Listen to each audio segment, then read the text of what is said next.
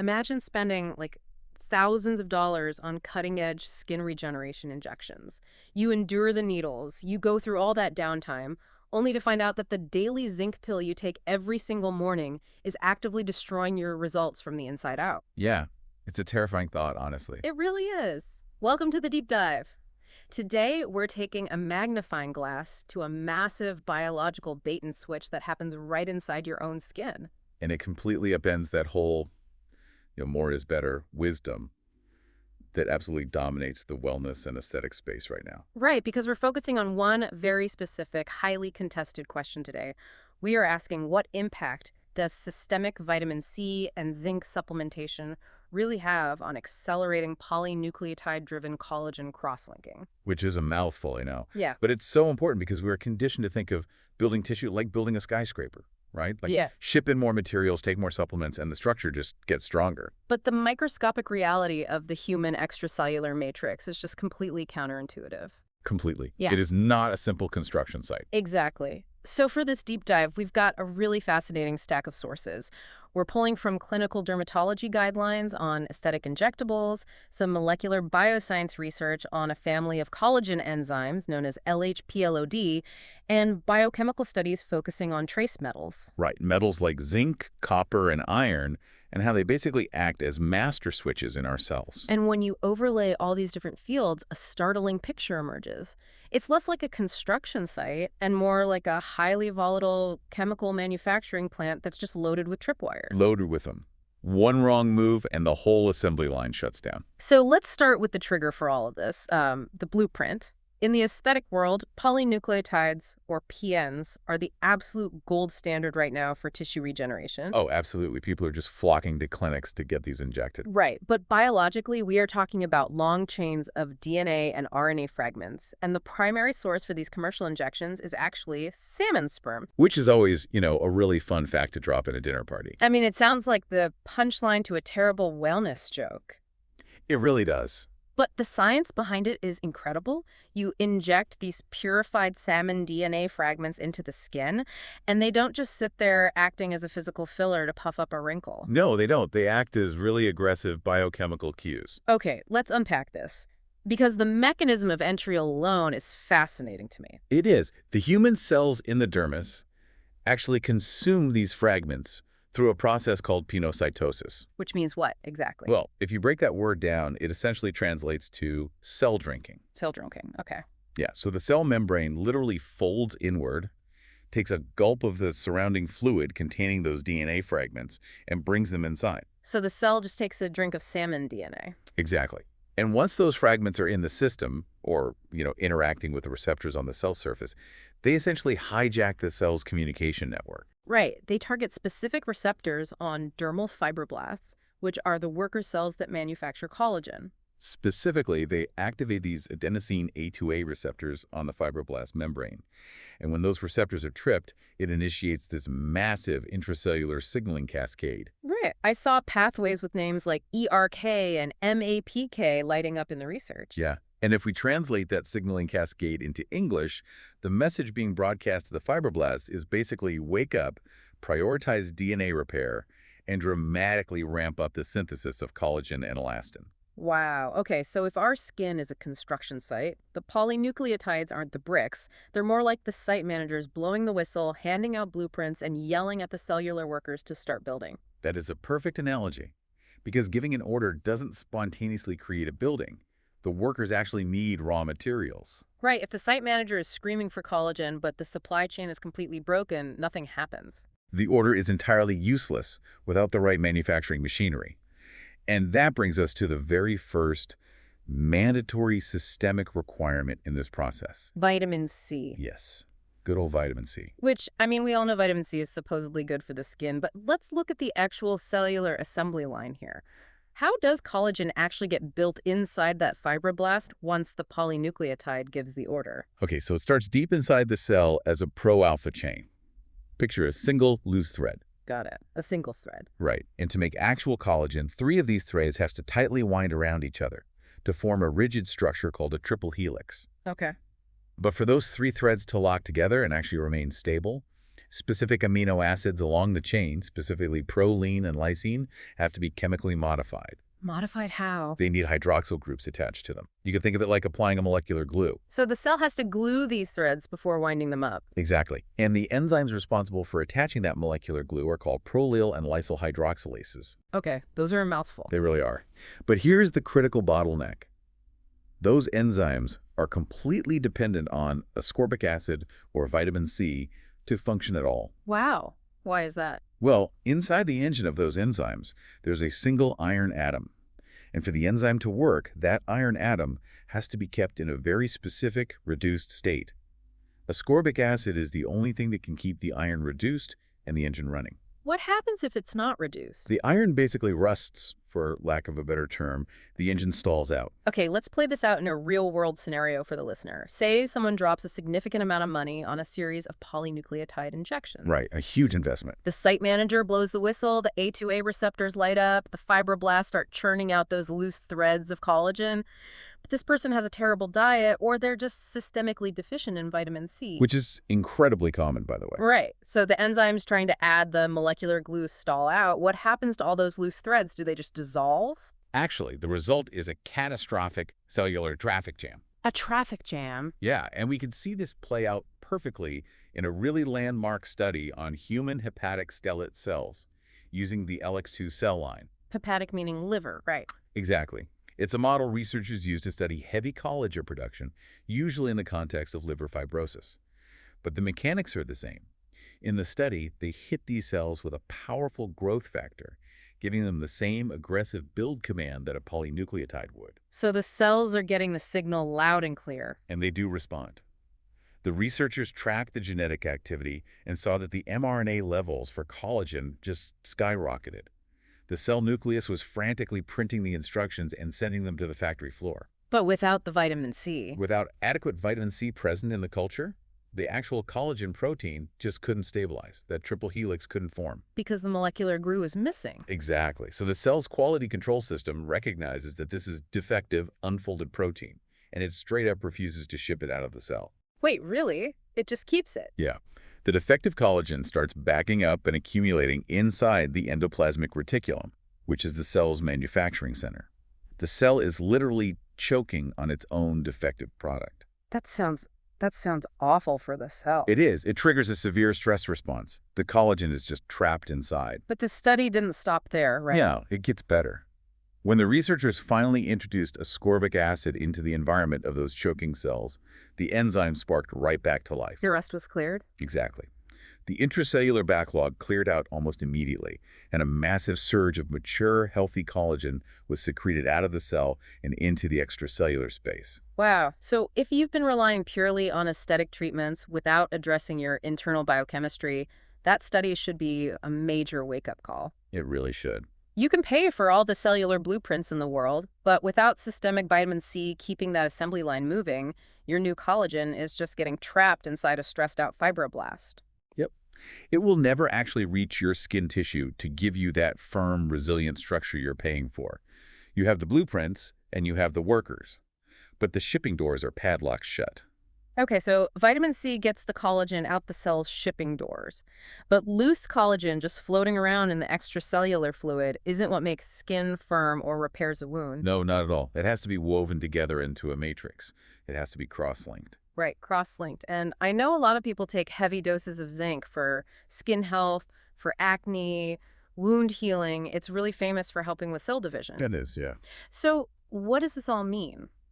The logical leap is that zinc steps in as the weaver to lock all this new collagen together, right? And that logical leap is exactly where people inadvertently sabotage their own tissue regeneration. Wait, really? Yes. The biochemical reality of systemic zinc in this specific phase of collagen building is a massive paradox. To see why, we have to look at the enzyme that actually does the weaving outside the cell. Okay, so this is the welder on our construction site. Exactly, the welder. It's called lysyl oxidase, or LOX. LOX, got it. Once the triple helix of collagen is secreted outside the cell, LOX goes to work on it. It oxidizes those lysine residues that vitamin C help prepare, turning them into highly reactive molecules called aldehydes. Aldehydes. And Okay. these aldehydes then spontaneously seek each other out and snap together. That's what forms the dense covalent crosslinks that give skin and connective tissue its incredible tensile strength. So LOX is the master welder, and for a welder to work, they need a power source. Exactly. And the essential power source, the vital cofactor for lysyl oxidase, is copper, Copper, not zinc. not zinc. Copper must bind to the LOX enzyme for it to function. And this is where the plot really thickens. When you introduce high sustained doses of systemic zinc into the body, it actually inhibits the activity of lysyl oxidase. Wait, why would zinc inhibit it? Does it attack the enzyme or something? It's actually a matter of competition. Zinc and copper are chemically similar enough that they compete for absorption in the gut, and they compete for binding sites on certain proteins.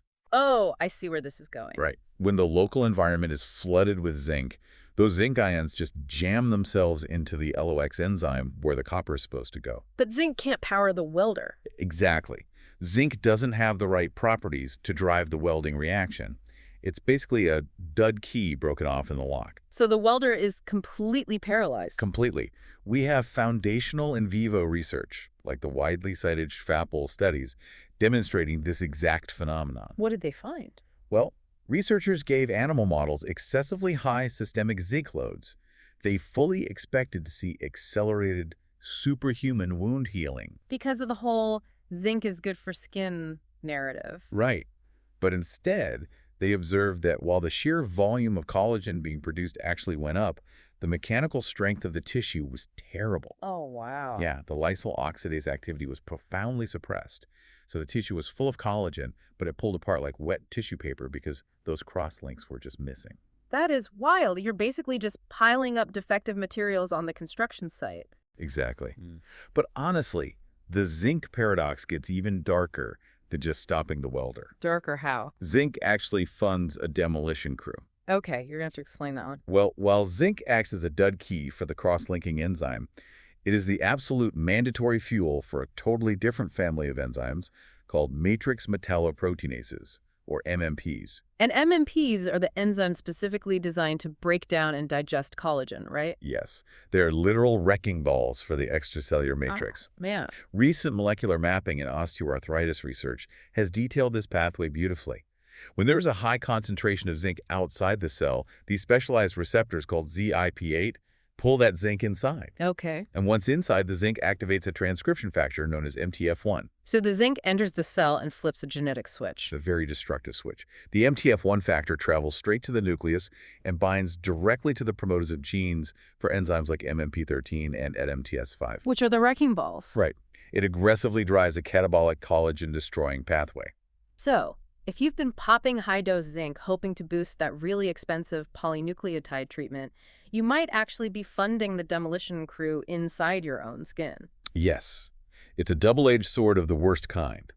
You are simultaneously paralyzing the enzyme that cross-links your new collagen, and you are genetically upregulating the enzymes designed to chew it up. That is just, it's so frustrating to think about how many people are probably doing exactly this right now. You know. Now, to be clear, at normal baseline dietary levels, zinc is necessary for basic DNA replication. You definitely need a little bit of it. Right, we're not saying zinc is evil. Exactly. Yeah. But megadosing it systemically in the pursuit of beauty or, accelerated healing fundamentally disrupts the delicate trace metal balance. So if you really want to support that final crucial step of polynucleotide-driven cross-linking, the trace mineral you actually need to protect is copper. Exactly. Copper is the real hero here. Okay, here's where it gets really interesting. So we've seen that trace metals like zinc and copper act as these environmental switches, dictating whether collagen thrives or gets demolished. Right. But the deeper you dig into these sources, you realize there is another metal, iron, that controls a built-in self-destruct mechanism in our collagen machinery. Yes, and it completely changes the way we should look at this whole aesthetic obsession with forcing our bodies to produce infinite collagen. Because the aesthetic industry basically treats collagen like a cosmetic feature, right? Like more is always better for wrinkles and laxity. Exactly. But biologically, the extracellular matrix is a tightly guarded ecosystem. Unchecked, infinite collagen cross-linking isn't youthful skin, It's a pathological state. Right, because when collagen goes rogue, we are talking about severe tissue fibrosis, like scar tissue that permanently hardens organs. Yes.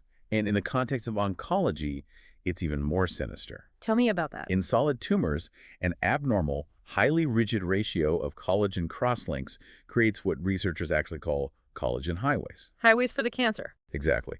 Cancer cells utilize these dense structural tracts to migrate out of the primary tumor and metastasize to other organs. Oh, wow. Yeah, cancer essentially hijacks the local fibroblasts, Mm. forces them to build these highways, and then uses them as escape routes. So the body absolutely must have a way to stop runaway collagen production. Like, it needs an emergency brake. Which brings us back to the enzymes responsible for the very first step of modifying collagen, the lysyl hydroxylases, or the LHPLOD family. Right, the ones that need vitamin C. Yes.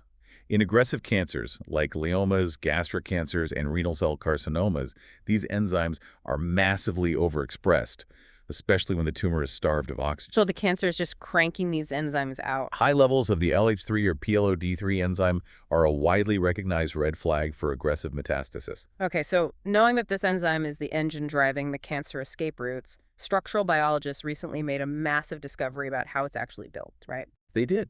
Like we discussed earlier, this enzyme requires a single iron atom in its active site to function as the fuel for the engine. Right.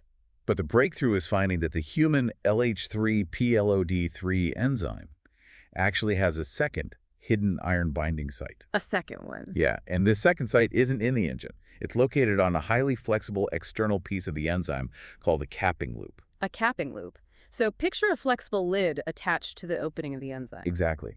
When the local cellular environment becomes flooded with excess iron, a second iron ion binds to this flexible lid. And what does that do? The addition of that metal weight literally causes the lid to physically fold over and clamp down across the entrance to the enzyme's active site. So it basically barricades the door. Yes, but it's way more sophisticated than just a heavy door. Hmm. There's a specific amino acid sitting on that lid residue, ARG599, that perfectly mimics the shape of the collagen molecule the enzyme is supposed to be working on. Wait, really? It acts as a decoy? Exactly. It acts as a decoy.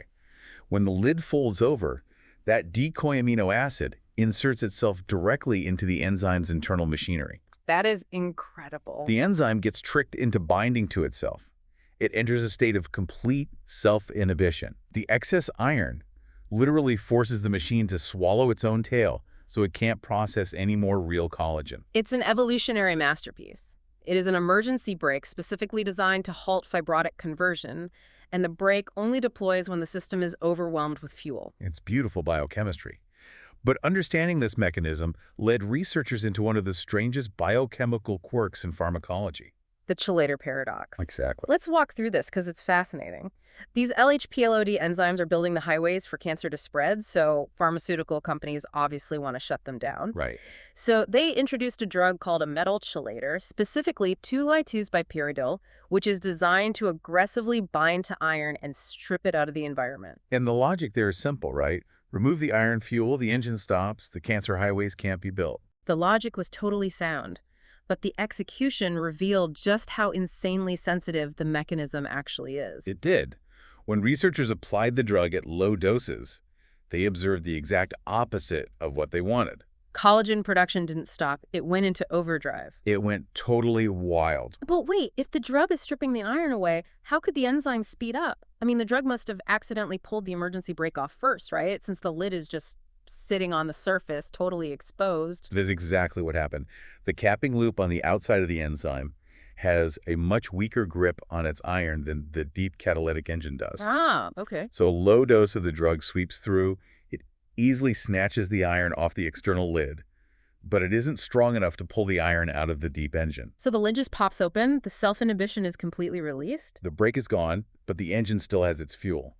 So the enzyme just goes completely wild, processing collagen faster than before. That is such a backfire. It really was. It was only when researchers flooded the system with massive high doses of the chelator drug that it finally penetrated deep enough to suck the iron out of the main catalytic engine and actually shut the operation down. So by trying to gently slow down the construction site, They accidentally blew the gates off, and the workers went into an absolute frenzy. Pretty much. It just highlights just how exquisitely sensitive our collagen pathways are to the exact ratios and placements of these trace elements. It is a microscopic balancing act. Like every metal ion has a specific job, and changing their concentrations even slightly can cascade into massive structural changes in the tissue. Absolutely. Which brings us full circle to our original mission today. We set out to map the real-world impact of systemic vitamin C and zinc on polynucleotide-driven cross-linking. Right. And the cellular reality is just so much more complex than taking a handful of supplements and hoping for the best. To summarize the journey we've just taken, polynucleotides basically serve as the architects. They enter the cell via penocytosis, trigger the A2A receptors, and give the command to build. And vitamin C is the non-negotiable factory floor manager. Without it keeping the iron reduced in those hydroxylase enzymes, your collagen triple helix cannot form, and it gets hopelessly trapped inside the cell's endoplasmic reticulum, causing massive cellular stress. Yep. Then copper steps in as the welder outside the cell, powering the lysyl oxidase enzyme to cross-link the matrix and actually give it strength. And zinc is the ultimate wild card. Despite its glowing reputation in wellness circles, megadosing systemic zinc actively outcompetes copper, blocking that final cross-linking step while simultaneously pulling the genetic levers to fund the matrix-destroying MMP enzymes. It forces a complete reevaluation of how we approach tissue regeneration, to be honest. We really have to respect the biological limits of the matrix. Which leads to a final thought I want to leave you with, something that builds on everything we've just explored. We've seen that our collagen-producing enzymes possess highly evolved, built-in emergency brakes like the iron capping loop, specifically designed to stop runaway collagen production because it paves the way for fibrosis and cancer metastasis. Right, our bodies go to extreme lengths to put the brakes on this process using trace metal ratios. So, looking ahead, what does this mean for the future of longevity in aesthetic medicine? By constantly pursuing aesthetic perfection with biostimulators, high-dose supplements, and lasers designed to force our bodies to maximize collagen output, are we playing a dangerous game of overriding the very cellular safeguards meant to keep us alive? It's a huge question. I think we're going to see a necessary shift from forced stimulation to targeted modulation. Thank you for joining us on this deep dive. Keep questioning the consensus, keep looking past the marketing, and we will see you next time.